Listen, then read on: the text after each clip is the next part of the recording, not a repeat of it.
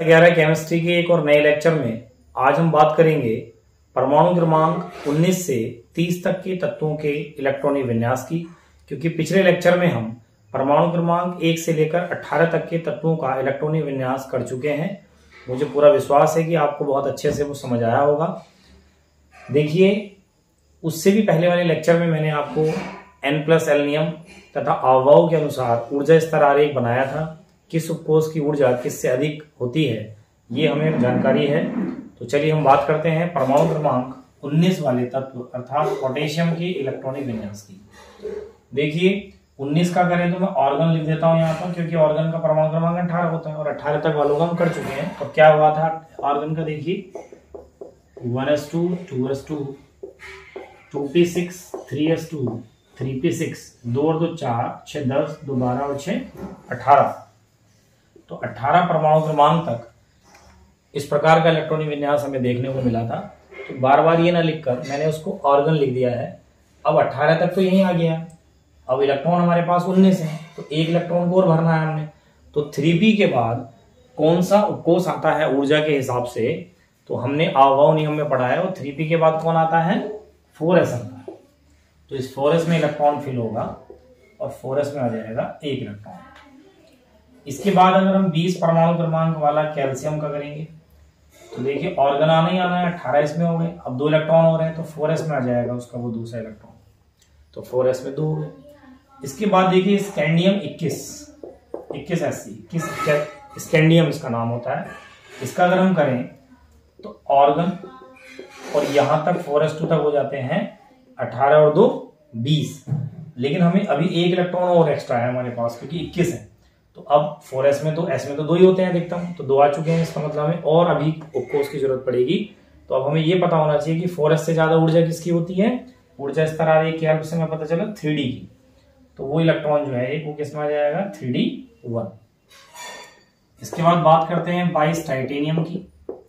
तो ये रहा ऑर्गन, ये रहा 4s2 18 और 2 20 और 2 इलेक्ट्रॉन और हमने ऐड करने हैं, तो 3d में हो गए 2। बात करें 23 वेनेडियम की। तो ऑर्गन में 18, 4s2 में ये देखिए 20 हो गए और 3d में हो जाएंगे 3। तो 18 तो 20 होती 23 का हो गया। इसके बाद देखिए 24 क्रोमियम का करें तो ऑर्गन 4s में 2 और 3d में आना चाहिए 4। तो ये देखिए 18 तो 20 और 4 24। लेकिन ये इलेक्ट्रॉनिक विन्यास इसका गलत माना जाता है और इसका जो सही इलेक्ट्रॉनिक विन्यास है वो ये कहा जाता है कि ऑर्गन और ये इलेक्ट्रॉन एक इधर शिफ्ट कर देंगे तो ये हो जाएगा 4s1 और ये हो जाएगा 3d5। ये इसका सही इलेक्ट्रॉनिक विन्यास माना जाता है। क्यों, ऐसा क्यों है? ऐसा इसलिए है क्योंकि ऐसा कहते हैं कि कोई भी उपकोष अपनी अर्धावस्था में या पूर्ण अवस्था में स्थायी होता है। अर्थात D में अगर 4 है तो इसे अगर हम D5 कर दें तो ये अपनी अर्धावस्था में आ जाएगा, क्योंकि D में अधिक जो पूर्ण अवस्था होती है वो D10 होता है और इसकी जो अर्धावस्था है वो क्या होगी, D5। तो यदि जो D उपकोष होगा वो अपनी D5 और D10 स्थिति में ज्यादा स्थायी होगा। तो अगर ये D4 था और ये D5 हो सकता है तो इसको इसलिए किया जाता है और ये स्थायी इलेक्ट्रॉनिक विन्यास हो जाता है। क्योंकि देखिए आप जब इसका एक इलेक्ट्रॉन इधर शिफ्ट कराएंगे s का, तो ये D5 हो गया और s में 1 हो गया, तो ये भी अपनी अर्धावस्था में हो गया s और D भी अपनी अर्धावस्था में हो गया। तो ये ज्यादा स्थायी इलेक्ट्रॉनिक विन्यास होता है, इसलिए क्रोमियम का इलेक्ट्रॉनिक विन्यास ये कहा जाता है। इसलिए मैं इसको स्टार बना देता हूं और ऐसा कहते हैं कि अपवाद है इसका। तो अपवाद नहीं है, नियम के अनुसार एक्सप्लेन हो रहा है। लेकिन महत्वपूर्ण बात यह है कि कोई भी उपकोष अपनी अर्धावस्था या पूर्ण अवस्था में ही ज्यादा स्थायी क्यों होता है, हमने वो कारण भी जानना है। तो देखिए मैंने आपको 24 तक के तत्वों के इलेक्ट्रॉनिक विन्यास बताए हैं। इसके बाद 25 से मैं अभी बताता हूं, लेकिन पहले हम ये जानने का प्रयास करते हैं कि ये जो हम D4 का D5 कर देते हैं एक इलेक्ट्रॉन शिफ्ट करा के, तो ये भी अपनी अर्धावस्था में और ये भी अपनी अर्धावस्था में, और हम कहते हैं कि अर्धावस्था में उपकोष आ गए हैं तो ये ज्यादा स्थायी इलेक्ट्रॉनिक विन्यास है और ज्यादा सही इलेक्ट्रॉनिक विन्यास ये है। तो कोई उपकोष अपनी अर्ध या पूर्ण अवस्था में ही क्यों ज्यादा स्थायी होता है, तो उसकी बात करते हैं। उससे पहले आप इन तत्वों के इलेक्ट्रॉनिक विन्यास अपनी कॉपी पर नोट कर लीजिए। इससे संबंधित जो भी आपको क्वेश्चन या क्वेरी है वो आप कमेंट में लिख सकते हैं मुझे। तो देखिए अर्धावस्था या पूर्णावस्था में स्थायी होने का कारण जानने के लिए मैं यहाँ पर आपको D4 कॉन्फ़िगरेशन के बारे में बताता हूँ। D4 के समय देखिए D कोष में 5 परमाणु ऑर्बिटल अर्थात कक्षक संभव है 1 2 3 4 और 5। इस D4 को अगर हम दर्शाएं तो 1 2 3 4 इस प्रकार से इसमें इलेक्ट्रॉन भरे जाते हैं। क्योंकि अभी एक हुंड का नियम आएगा, वो ये कहता है कि इलेक्ट्रॉन जब आप किसी उपकोष में भर रहे होते हैं तो एक एक पहले सबको देते हैं, फिर जोड़े बनने स्टार्ट होते हैं। तो उसको भी मैं आपको बताऊंगा अभी। तो हमने D4 में ऐसा लिख लिया। देखिए, एक टॉपिक होता है कि इलेक्ट्रॉन का किसी भी उपकोष में जो ट्रांजिशन है अर्थात जो संक्रमण है वो कितने संभव प्रकारों से हो सकता है। इस वाले इलेक्ट्रॉन की बात करें, अगर पहले इलेक्ट्रॉन की बात करें तो देखिए इसका इसके साथ स्थानांतरण हो सकता है, इसी इलेक्ट्रॉन का इस इलेक्ट्रॉन के साथ स्थानांतरण हो सकता है, इसके साथ भी हो सकता है। तो पहले इलेक्ट्रॉन का अन्य इलेक्ट्रॉनों के साथ जो संभव स्थानांतरण है वो कितना है, कितने टाइप का है, 1 2 3 प्रकार का। मैं लिख देता हूं, प्रथम इलेक्ट्रॉन का संभव स्थानांतरण ये हो गया 3 प्रकार का। अगर हम दूसरे इलेक्ट्रॉन का अन्य इलेक्ट्रॉनों के साथ स्थानांतरण देखें तो देखिए ये इधर एक ये टाइप अर्थात 1 और 2, तो द्वितीय इलेक्ट्रॉन का संभव स्थानांतरण हो गया 2 प्रकार का। अगर हम बात करें इस तीसरे इलेक्ट्रॉन की तो इसके साथ संभव स्थानांतरण कितना होगा, 1 प्रकार का। तृतीय इलेक्ट्रॉन का संभव स्थानांतरण 1। तो इलेक्ट्रॉनों का आप अब देखिए ये वाला बचा तो ये अपने साथ ही क्या स्थानांतरण करेगा, ये तो है ही। तो अगर हम कुल संभव स्थानांतरण की बात करें, कुल संभव स्थानांतरण की बात करें तो आएगा 3 + 2 + 1 माने 6 प्रकार से D4 विन्यास में इलेक्ट्रॉनों का आपस में स्थानांतरण संभव है। अब देखिए जब एक इलेक्ट्रॉन अपनी पोजीशन को दूसरे इलेक्ट्रॉन के साथ इंटरचेंज करेगा, चेंज ऑफ एक्सचेंज होगा, उस स्थिति में एक ऊर्जा निकलती है, उसको हम स्थानांतरण ऊर्जा बोल सकते हैं। तो जितने ज्यादा संभव स्थानांतरण होंगे उतनी ज्यादा स्थानांतरण ऊर्जा निकलेगी, और जितनी ज्यादा स्थानांतरण ऊर्जा निकलेगी उतना ज्यादा वो स्थायी होगा। तो D4 में जो कुल संभव इलेक्ट्रॉनों के स्थानांतरण है आपस में, एक्सचेंज है आपस में, वो 6 प्रकार से संभव है। अब यही बात अगर हम D5 विन्यास के लिए करें, आप इसको देखिए कॉपी पर नोट कर लीजिए अपने साथ साथ।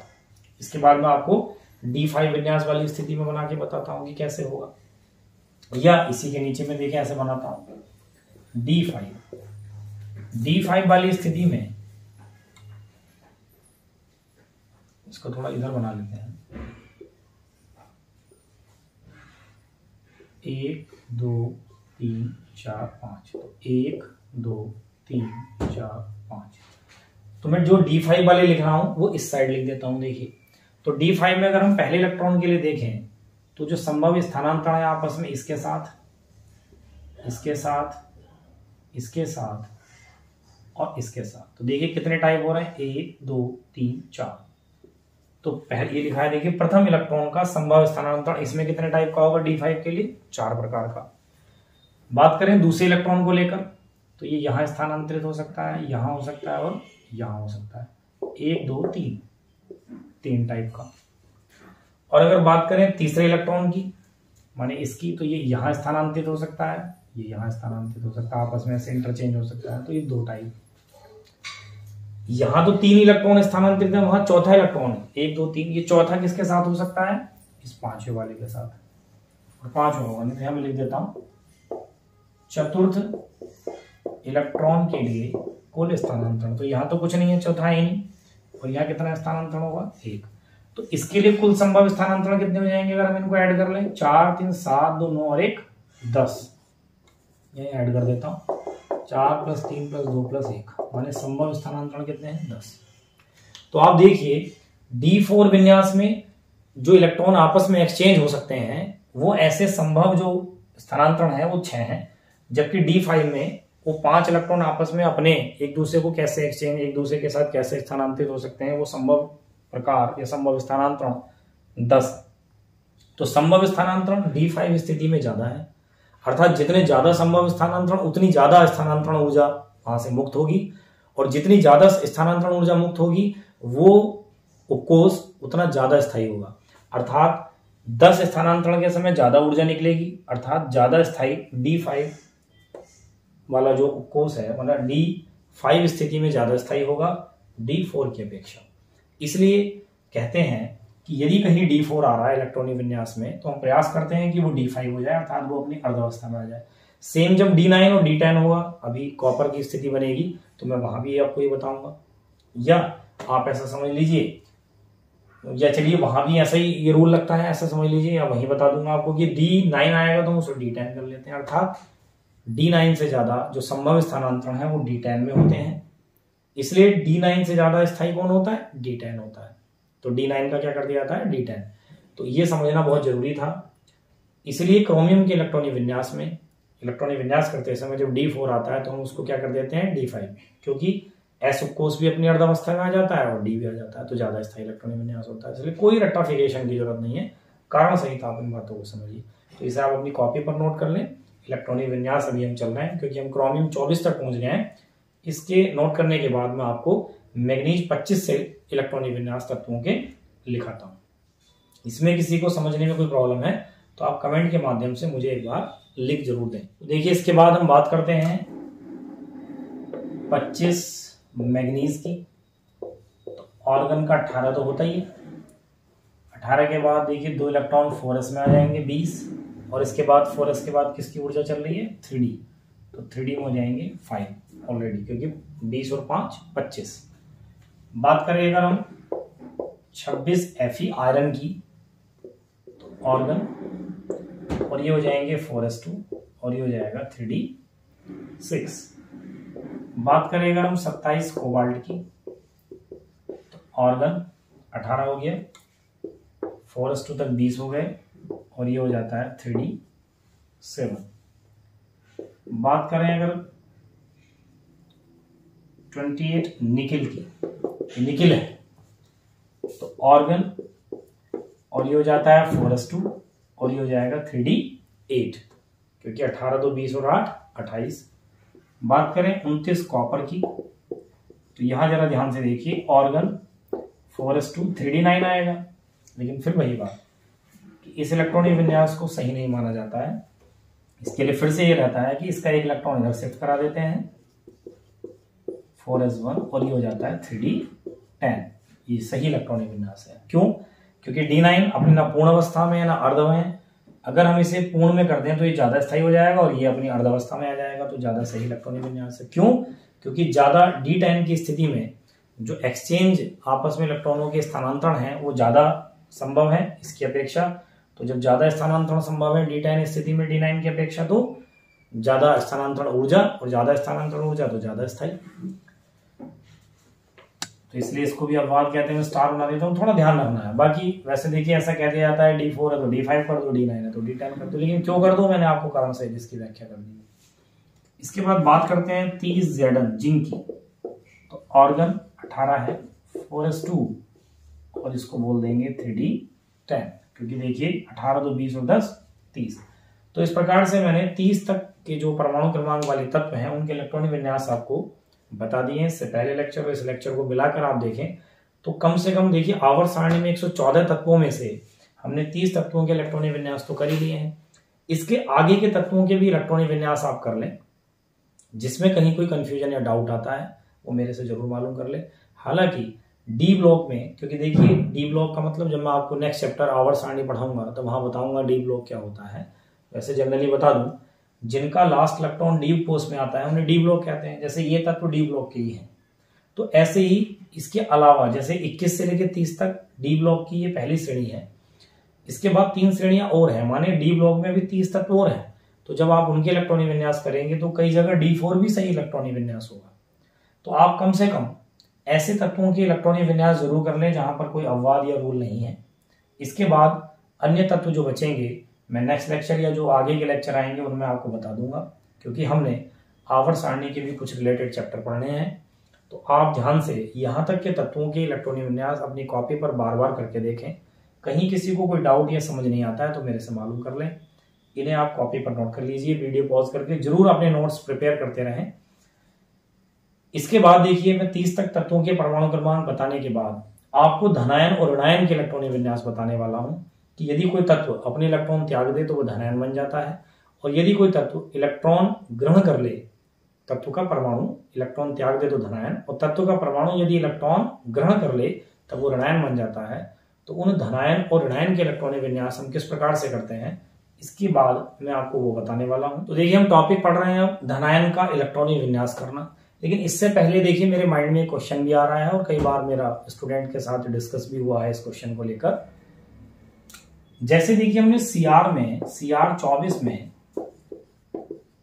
ऑर्गन 4s2 3d4 था, तो हमने क्या काम किया, इसके इलेक्ट्रॉनिक विन्यास को हमने ऑर्गन 4s1 3d5 कर दिया, और ये लॉजिक दे दिया, ये तर्क दे दिया कि भाई अपनी अर्धावस्था में आ गया, ये भी अपनी अर्धावस्था में आ गया तो ज्यादा स्थायी हो गया, इसलिए ये इलेक्ट्रॉनिक विन्यास सही है।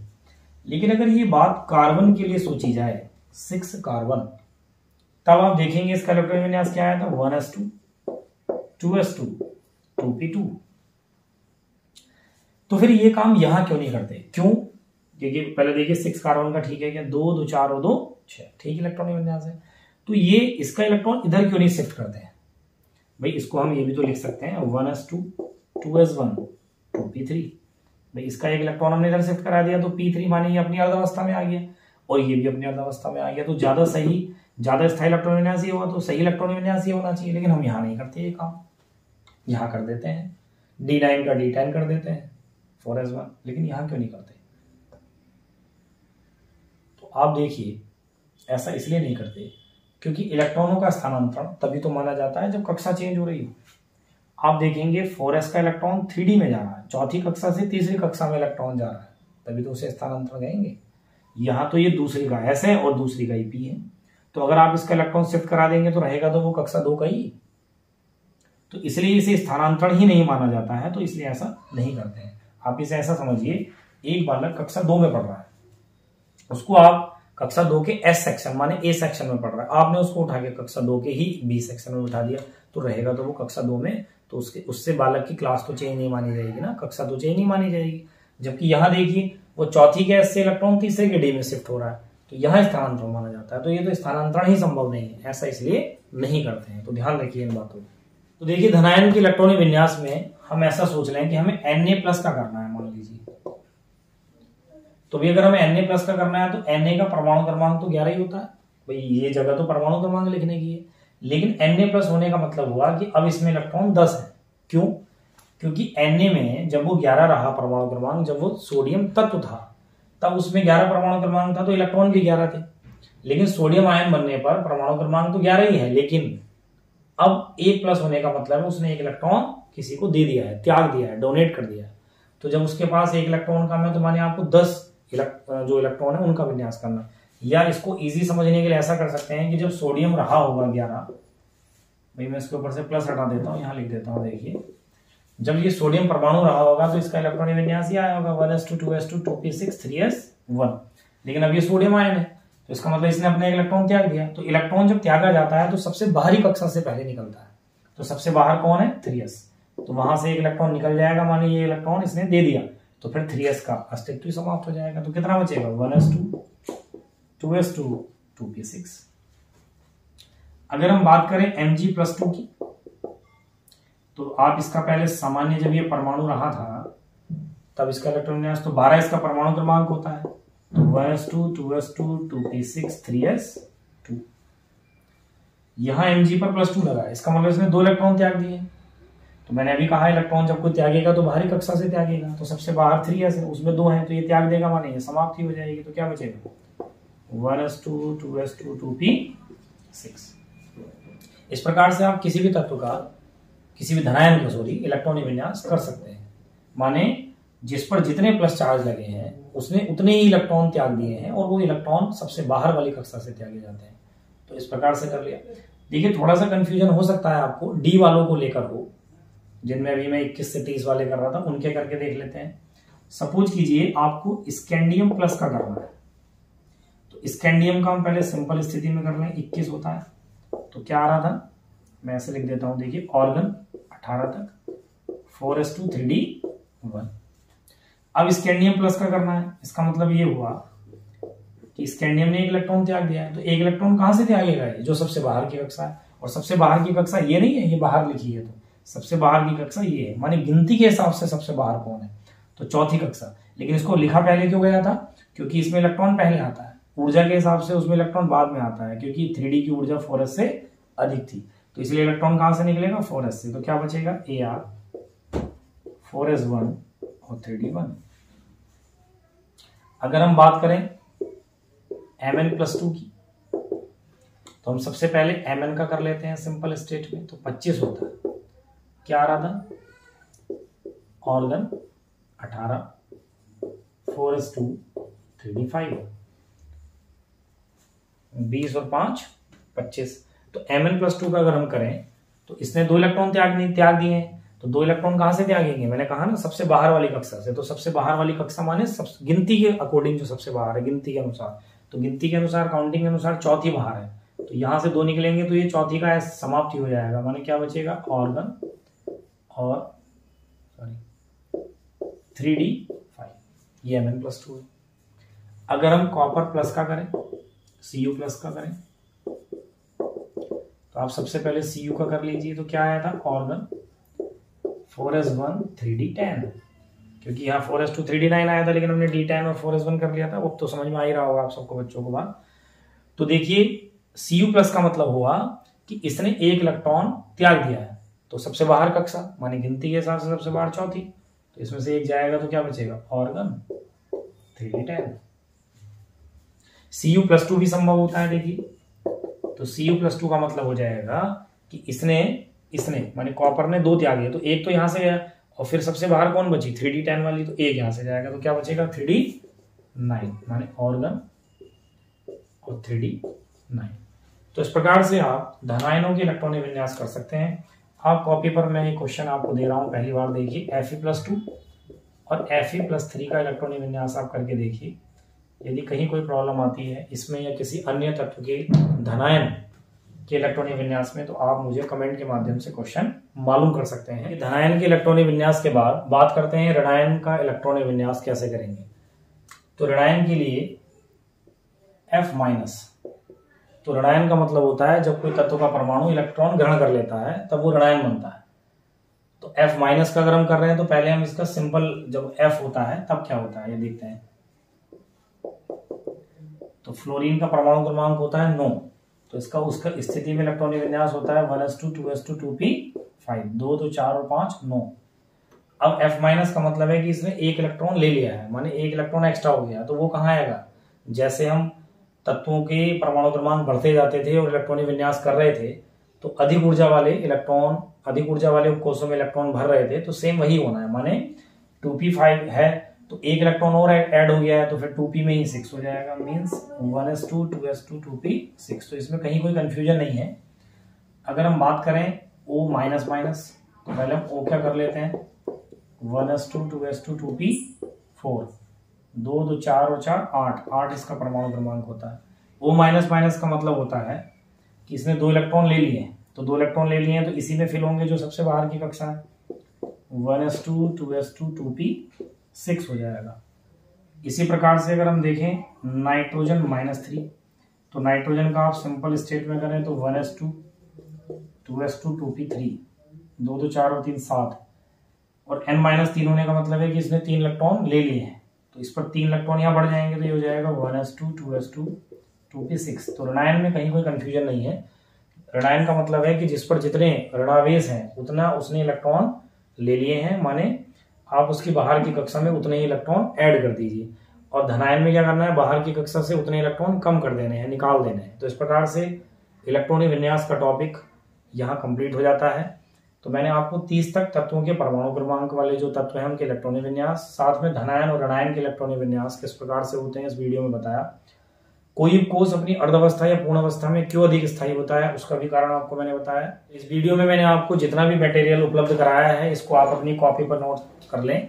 वीडियो पॉज करते करते उनको अपने आप से करना भी सीखें। कहीं कोई आपको डाउट होता है तो आप कमेंट में मुझे जरूर लिखें।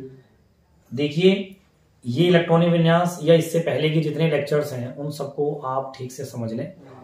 ये चैप्टर अब लास्ट होने को ही है, 1-2 वीडियो में देखिए चैप्टर और लास्ट हो जाएगा। इसके बाद जो वीडियो आने वाला है उसमें हम पॉली का आवर्जन नियम, हुंड का नियम और महत्वपूर्ण क्वांटम संख्याओं के आधार पर क्या क्वेश्चन पूछे जा सकते हैं, जो कि मैंने आपको क्वांटम संख्या वाली देखिए एक वीडियो अपलोड किया था जिसमें क्वांटम संख्या मैंने आपको समझाया था, लेकिन उसके आधार पर कितने संभव प्रकारों से क्वेश्चन पूछे जा सकते हैं वो हमें पढ़ने को मिलेगा। तब तक आप इलेक्ट्रॉनिक विन्यास 30 से अधिक तत्वों के परमाणु क्रमांक के भी करके देखें। तो इसके बाद आपको छोटे छोटे टॉपिक के वीडियो इस चैनल के माध्यम से उपलब्ध कराए जाएंगे।